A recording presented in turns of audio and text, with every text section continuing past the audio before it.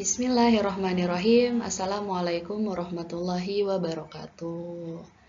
Berjumpa lagi di channel YouTube Umi VBAC. Nah, sekarang kita akan mau bahas tips berhasil VBAC ala Umi VBAC. Nah, perlu diketahui BB janin itu sampai 3,9 kilo. Lumayan banget ya. Padahal dari awal sudah diwanti-wanti oleh bidan bahwa harus menjaga pola makan supaya namanya baru pertama kali lahiran normal ya, supaya jangan terlalu besar biar ngedannya kuat. Tapi kenyataannya memang sampai 3,9 kilo. Robekannya sampai grade 3. Yang pertama itu support. Tentu kita harus punya support dari diri sendiri yang kita harus meyakinkan bahwa kita bisa VBAC. Kalau misalkan kita udah yakin, insya Allah kita pun dapat meyakini orang lain untuk mensupport kita, yaitu dari suami, orang tua atau mertua, saudara dan lain-lain. Pro kontra pasti ada, ya. Tapi selagi kita yakin dan suami mendukung, jalankan saja gitu. Jadi dengan memberdayakan diri dan kita meyakinkan diri sendiri, omongan orang lain yang negatif kita abaikan saja dulu. Tentu dengan ilmu ya. Kita itu menjadi ragu-ragu karena memang kurangnya ilmu. Yang pertama memperdayakan diri, mungkin rekomendasi dari buku Amani Birth, bagaimana luar biasanya melahirkan dengan proses alami mungkin. Terus buku Pejuang PBAC, karya Della Fauzia, dari akun cerita PBAC, bisa Telegram, dan banyak banget ilmu seputar melahirkan normal pasca sesar gitu. Dari bidan-bidan yang memang sudah berpengalaman, dari akun, bahkan dari buku-bukunya itu banyak di luar sana gitu. Yang penting kita mau memberdayakan diri dan fokus. Fisik, ibu hamil itu nggak ada libur. Dalam arti baik hamil ataupun tidak, memang senantiasa kita sebagai manusia memang tidak boleh malas gitu ya. Jadi harus senantiasa beraktivitas.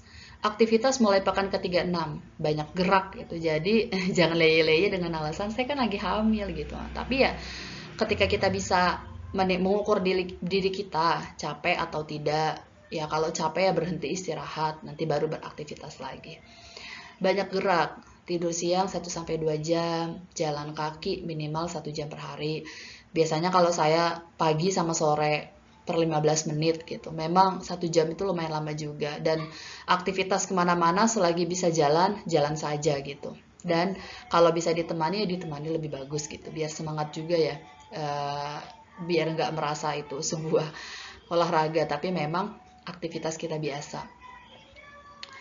Ya kalau tukang sayur deket ya jalan kaki aja gitu. Jadi melatih untuk senantiasa banyak berjalan karena ini olahraga yang paling alami untuk melahirkan gitu.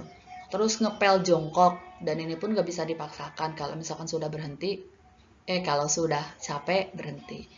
Goyang panggul atau jimbol. Nah ini memang yang saya rasakan sangat bermanfaat. Saya pun ya beli bolanya itu juga murah di bawah 50.000 mungkin. Nah terus juga dia sebagai relaksasi, jadi saat kontraksi itu sangat berpengaruh ya jimbol itu buat kita relaksasi. Latihan nafas 5 kali sehari, ini nafas perut bukan nafas dada, nafas perut yang untuk melahirkan karena memang harus latihan.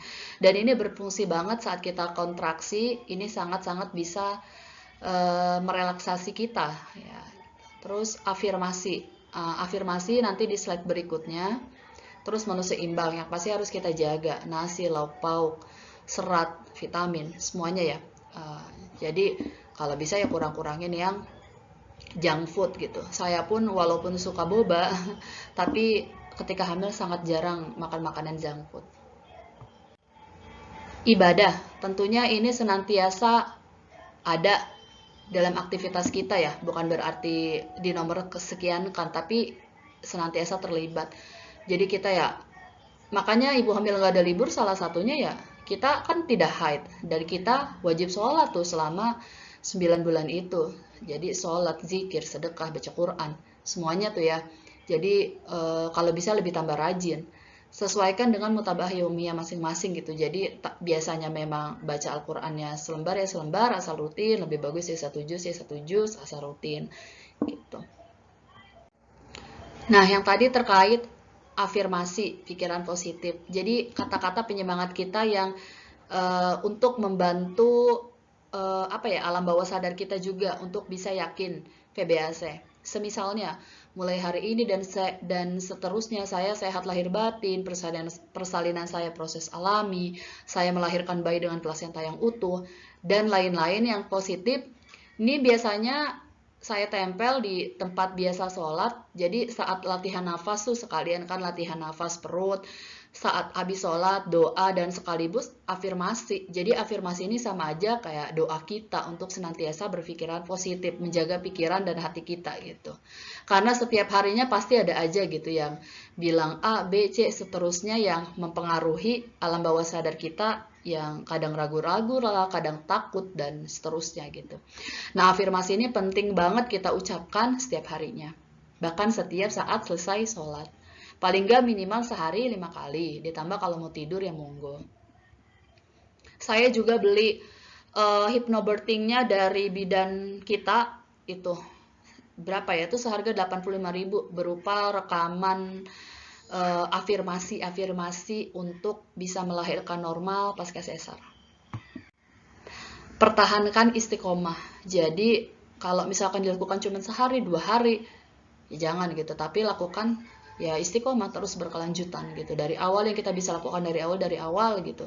Kalau untuk memang makanan-makanan yang menginduksi gitu kan ya seperti buah-buahan memang mulainya 36 minggu. Tapi yang sebisa mungkin yang tips-tips lainnya ya dari awal kita bisa lakukan saja semaksimal mungkin. Ya, itulah tips berhasil PBAC.